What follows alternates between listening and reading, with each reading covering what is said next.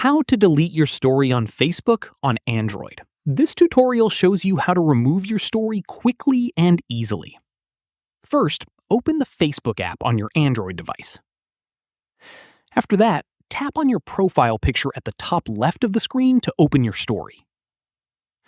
From there, tap on your story to open it. Let me show you. At this point, once your story is open, tap on the three dots at the top right of the screen. In the next step, tap on Delete Story from the options that appear. From there, a confirmation pop-up will appear asking if you want to delete your story. Tap on Delete to confirm.